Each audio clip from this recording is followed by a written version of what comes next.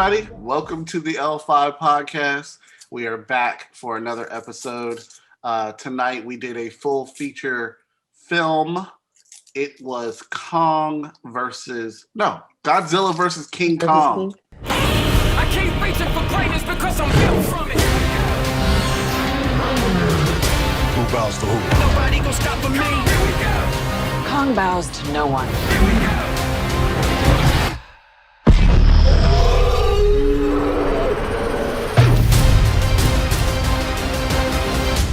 And we did not do our 17 minutes like we always do. So we're just going to go straight into the review, give our star ratings, and let you guys know what we thought. So who wants to kick off the discussion tonight about Godzilla versus Kong? And I'll raise your hand. I'll start. Are we gonna spoiler it up? Yes, this is going to be a spoiler podcast. Warning.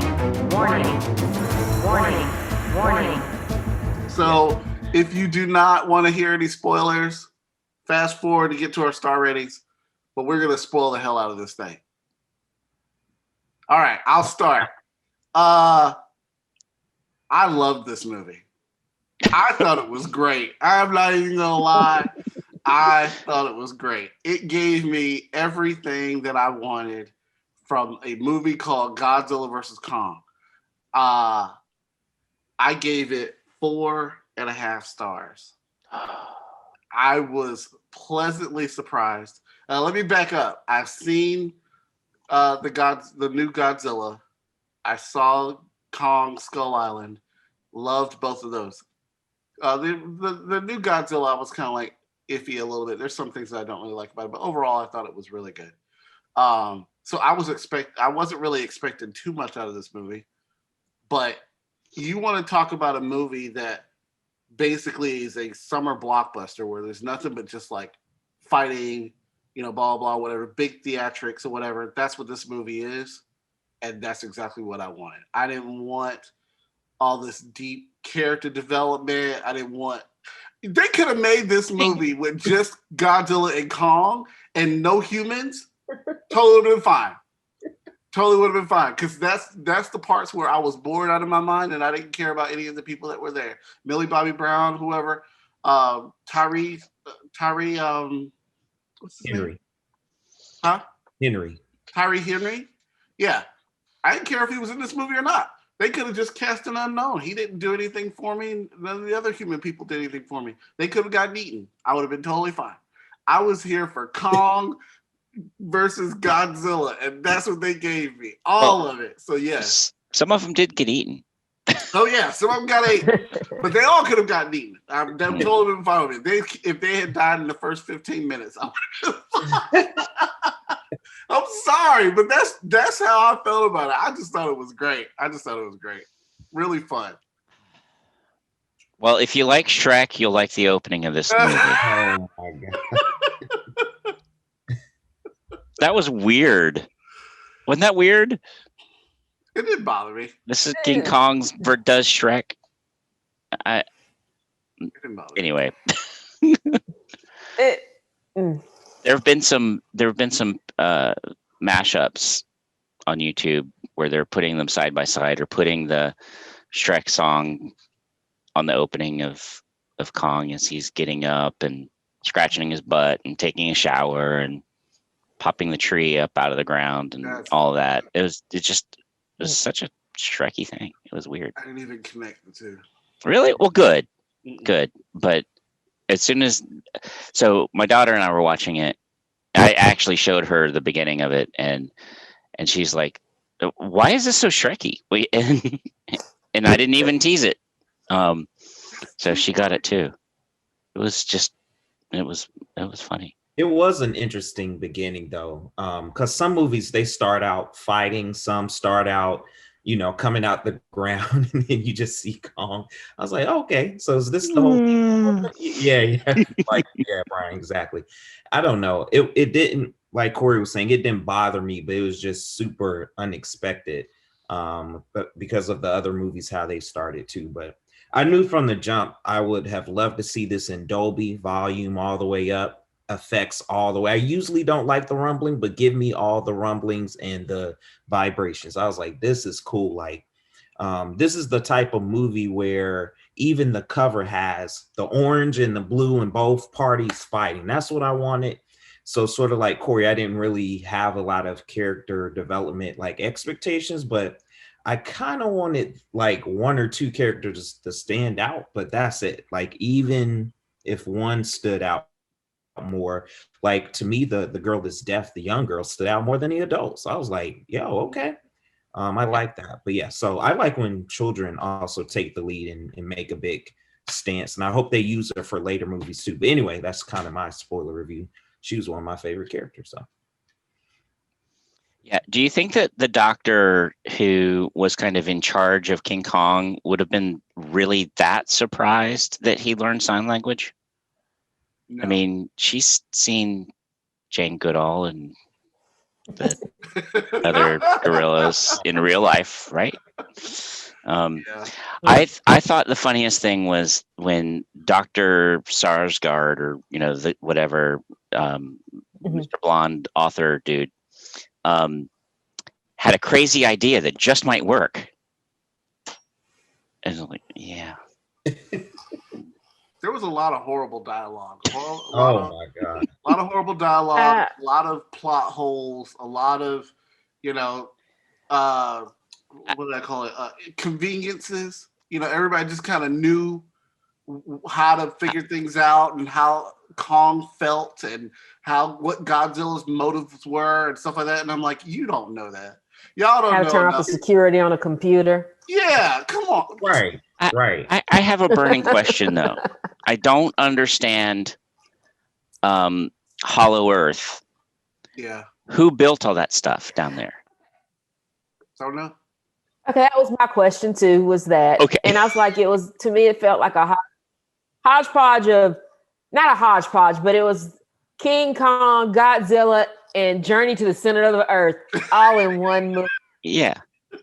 That's what it was to me. Just like, and I don't have really nostalgia about King Kong and Godzilla. So when I woke up this morning, I was like, oh, I got to see that movie. It's like, oh no, I did see that yesterday. Because it did not. It was one of those movies that I had to have seen in the movie theater because to get the zoom, all that, all the whole special effects and get the noise and all that. Here in the house, I'll be like, oh, they're fighting again. Okay. It wasn't for me. It really was not the movie for me. I think I would have enjoyed it in a theater just to have all the whole, just the noise and having the shock value of all that. But at home, because the rest of the plot was like, yeah, I know it's going to come. It's just, I was not feeling really a lot of it. It's like, okay, Godzilla, King Kong. I mean, I maybe didn't help that I didn't see Godzilla. I saw King Kong's Skull Island, and I liked that. And so I was like, okay. And so my King Kong was my favorite. And then it's like, but Godzilla, is he really a villain in that? I was like, okay, how are they going to do that? And then they have to, spoilers, go against somebody together kind of a thing. But overall, it's like, nah, this is not my movie. This is not my movie. What was your star rating? 2.5. Oh, wow. Me too. I was a 2.5. Dead on. Well, why, Brian? Well, because of all of these things that I've been pulling out. I remember seeing the Godzilla movie that Millie Bobby Brown was in, and she had stuff to do in that movie. This movie, she had nothing to do. She was just running from scene to scene, literally running. And, I wrote down, I mean, in the first 17 minutes, I did write down that because there was a scene, she chugs a coffee. She just chugs the hell out of her coffee, pounds it down, and just like, whoa. I'm like, okay, she's going to be kind of supercharged for this, maybe. I don't know. I'm excited. but she just acted the hell out of that coffee. I'm like, what she did. Because that's all she had. That's it. And then the kid that followed her around. Oh, I didn't like him. And they were driving the van like it was the Scooby van. I just Was that the kid from Deadpool? Yeah. Deadpool boy. Yes. Okay. Mm-hmm. It's funny. I kept sitting there thinking, I was like, I know him from somewhere. Where do I know him from? I was like, oh, Deadpool. Okay. Yeah. And then so she ends up in Hong Kong and said, Dad, what are you doing here? And he's like, I don't know why I'm in this movie either. I'm just here. I need to check too. Yeah. That's where the conveniences came in. You know, they were just like, let's put these people together, and it doesn't matter how they connect, but they're going to connect somehow. Yeah. I did like the podcast, Tyree, hearing like the podcast, and half of his theories came true. And, you know, again, not substantial, but it was okay. And I gave it a 3.5 because I came into it for fighting. Again, Kong and Godzilla. I like that in water, obviously Kong has a disadvantage. Godzilla has an advantage. On land, like King Kong has it. So I like that they played into that. And I like that the second half of the film was better to me, because that fighting was, to me, like the most incredible part. But at first I was like, 2.5, 3, probably 3.5. And then like the later part of the movie kept it like 3.5, 4. And I stayed 3.5 because of some of the stuff you all said too. The character development was kind of weaker. Some of the characters didn't have like a big purpose, or they led to nothing. But again, I was here for what I thought the movie was going to be, which is Godzilla and Kong fighting, and someone's going to kill. Somebody's going to get killed. One or the other will be killed. So, you know, got what I needed. So about that. Yeah. Oh, well, Go so about that, Godzilla versus Kong, and you've got Godzilla's,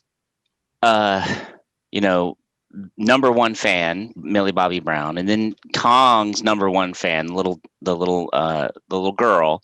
Mm-hmm. And so it's not going to, well, of course it's not going to be a battle to the death, because they both have to survive. And then they team up against the third big titan, which is us, people, because people have to be the titan. People have to be the top dog. The Mega Godzilla.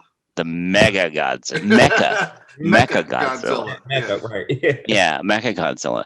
And then we were like, but that's a whole different movie. People in giant machines and all that stuff. And it's like, I was like, am I seeing Pacific Rim? What am I watching? Right. That's the one. I couldn't remember the name of it. But yeah, it was then it became Pacific Rim meets Godzilla versus Kong. So Going to the generative center of the earth. Which is the lesson for all movie makers. Do not make a part 2 if it doesn't have a purpose. Pacific Rim Uprising was a waste of time. I was like, oh my God. Keep it at 1. You did your purpose in 1. Why make 2 and have these other actors that are now trying to like build their career? It was a waste of time. Didn't we see that together, Jeremy? I think we did. Yeah. I think we did. Yeah. I'm pretty sure we did. Yeah. Terrible. Yeah. But I mean, the only reason why they threw Mecha Godzilla in there is just to appease the Godzilla fans. I mean, that's the only reason why they did it, was like from the lore of having him before. So they were like, oh, let's just throw this in there as an Easter egg type thing. And then also because we know there's not going to be a clear-cut winner between Godzilla and King Kong, they were like, let's just throw in a third, party, whatever, to appease everybody. So do you think if this was in the Marvel universe, people would be, kind of remorseful about how much damage they did in Hong Kong? Like smashing all the buildings and all the people dead. And I know. all I that was stuff. like so worried about those people. It's like, really? I just, I was thinking about somebody's going like, I just came to work. That's all I did. Yeah. And damn. Y'all cared about the people too much. Y'all are just like, oh, these, Well, Millie Bobby it's Brown didn't have Marvel. anything to do. And what about the people in Tokyo and I'm like, I don't care. We're here for the monsters. Story. One of my favorite parts is when that pterodactyl came and smashed. Yeah. I loved it. I was like, bump these people, man. You at the wrong place at the wrong time. Look, Didn't you see the cameras? Jeremy, it was like, look, Dana and I were watching together, and it was almost like we were watching wrestling. And she was going, yeah, get him, do it with throwing stuff. We were like, yeah, cheering them on, blah, blah. And then anytime King Kong got hurt, she was sad because, you know, King Kong is basically the human. You know, he's right. You know, we sympathize with him more because he has more human traits. And so she was sad, like she was like, "This is gonna make me cry," you know, blah blah. Whenever he got hurt, he'd have like a little boo boo or something. She was like, "Oh," she was like, "He needs a band-aid or whatever," you know. So it was great, you know. I like that they played on that. I think to the human traits of King Kong to make you sympathize and, you know, have empathy for him. So I love that. You know, it just depends on which side you're on. Are you on the King Kong side or are you on the Godzilla side? And I was on the King Kong side. I was like, yeah, let's kill him. Let's kill him. Oh. Cut to a little tiny suburban New York playground, and Anne Hathaway is just sort of like going bong, bong, bong.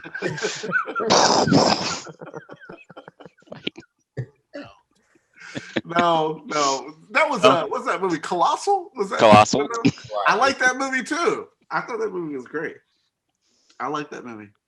No, I think you're dead on with the wrestling. It's just it's a giant wrestling movie. It's awesome. That's what these are. Yeah. It's beautifully done. The effects were fantastic. Yeah. The Hollow Earth, it was beautiful. I thought that was beautiful, and the journey through the tubes that are you can't find you.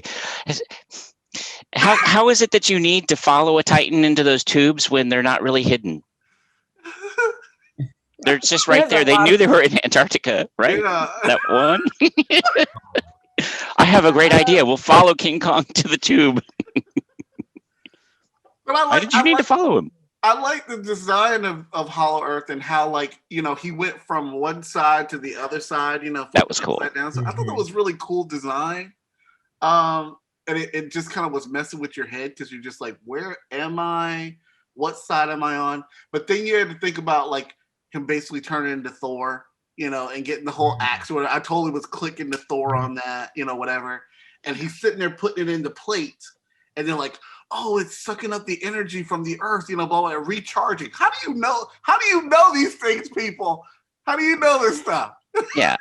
And he made it from the back spine, Godzilla's back spine. Yeah. But who made the door? Who made the door and the big hand that's on the door? And the sculpture of Kong and the columns and the arches. It wasn't just a cave. I had so many questions. It's so weird. Is it aliens? Because people didn't know about it. Or what size people who hate all of They were in Hollow Earth and floating. I was like, I hope this isn't like Inception. Because wasn't there like a skeleton? Was it a skeleton or was that the statue that had the skull? Hand. I think there was a sculpture. There was a stone sculpture because there was like a hand, a full-on like Kong hand. Yeah. Yeah.